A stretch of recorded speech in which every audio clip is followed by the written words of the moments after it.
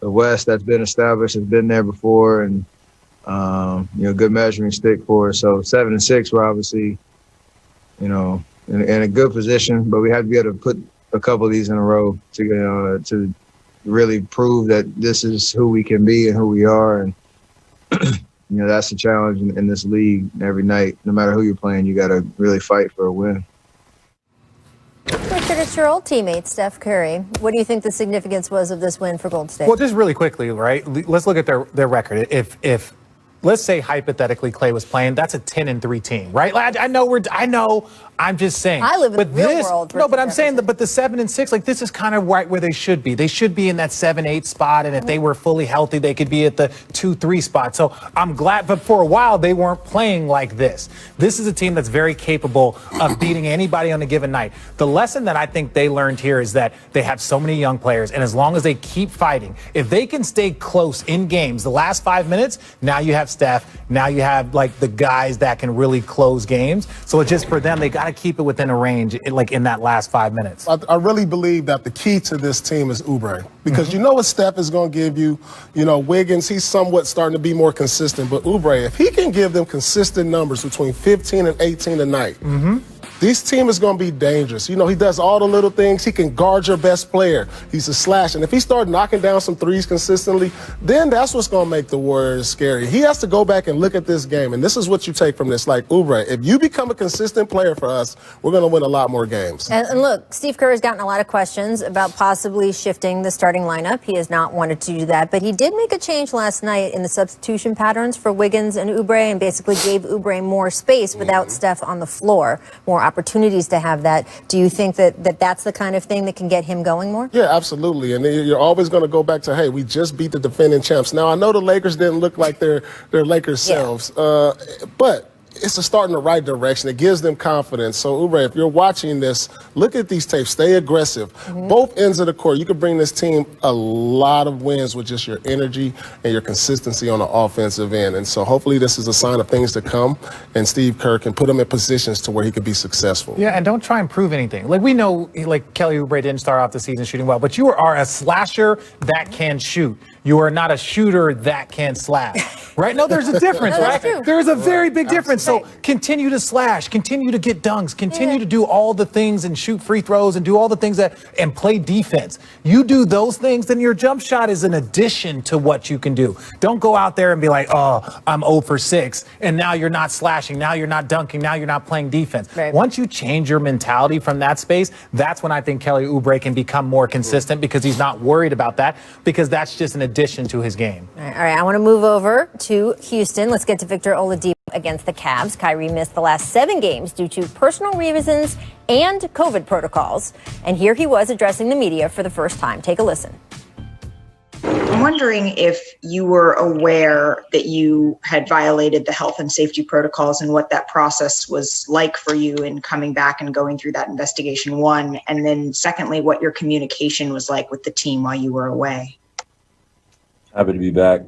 Happy to be around these guys. Address the team, address everybody that need to be addressed. Now it's time to move on. I just was circling back on the health and safety front. Happy to be back.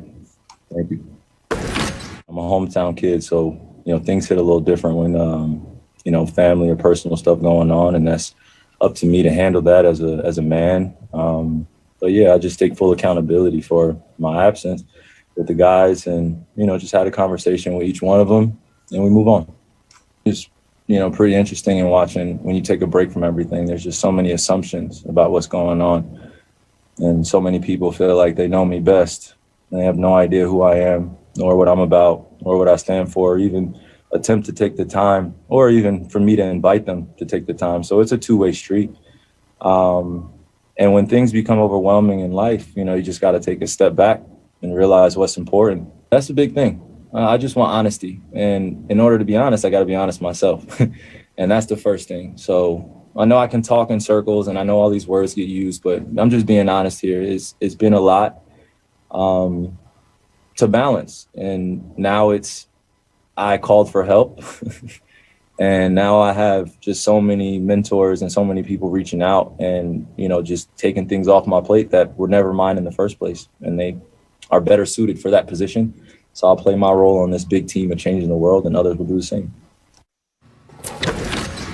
So pretty expansive there at the end. Richard, what's your reaction to Kyrie's comments? Well, look, I actually got criticized when I said I hope he gets whatever, emotional, whatever, mentally, whatever help he needs, whether it's a lot going on and he needed to have mentors, people reach out to him, people check in. I said that a couple weeks ago. You said that on the show a couple days ago, yeah. Because it's more of like, hey, if Kyrie needs some time, we all get overwhelmed. And athletes it's literally the only job where you don't just get to be like, hey, I need a couple days off. Now, I understand the money, I understand the months off, but if in the middle of the thick of it, you're dealing with something and you need to take time off, shout out to, Kevin Love and DeMar DeRozan that have really talked a lot about, dealing with their mental health. And so whatever he needed, if he got what he needed and he now has an infrastructure that will allow him to deal with it, good for him. I'm glad to have him back. Yeah, it was good to just see him smile. Yeah. Just to have him back. He's one of our game's greats. And, we all go through our trials and tribulations. And the only thing is, when you go through these things, it's about the respect of the organization and your teammates. The constant, because when he first went away, there was no communication. Nobody knew what was going on. That's what your teammates, that's what the organization is there for you, to help you in those times. I know you have family, they can help you also. It's just, the only thing I had a problem with was the communication. We all, like I said, we go through the things that we go through in life, and sometimes it's tough to step away from the game. But I use the game to help me get through these things also. I needed to be on the court when I went through my troubles. I needed to be in practice. I needed to be around guys who relate to some of the things that we all go through as professional players and role models. Yeah. And Kyrie noted that his family lives locally and that he said that hits different. Obviously, your involvement with your family, if something is going on in your family or even if something's just going on with him, everybody is there and around, which is a little bit different. Home is tough, but one of the things that he talked about was like, a lot of people just started to assume. Well, you know what happens when people assume is because there was no communication.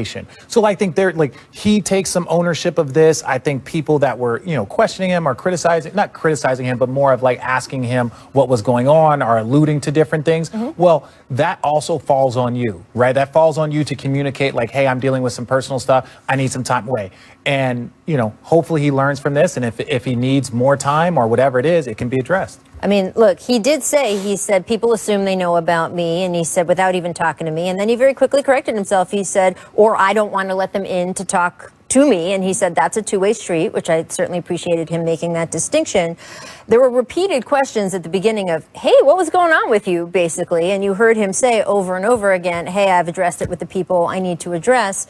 Do you feel that there was enough information there, especially eventually as he got into talking more, for Brooklyn Nets fans of the team? He doesn't owe, and this is, I want to say this as a person that has been a net lifer, he owes the fans very little. And I mean this from a respect place. He owes the teammates.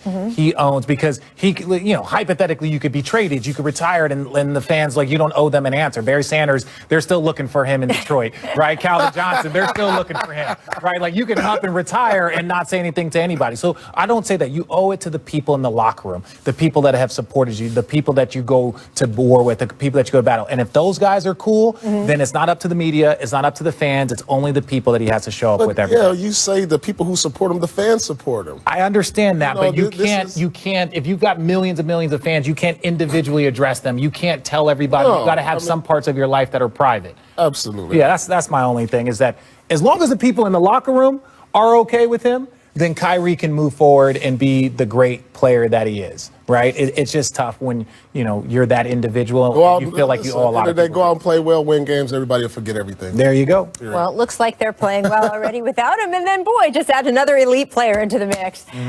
In fact, turns out to be the Eastern Conference Finals. You can sign me up for 7 games. This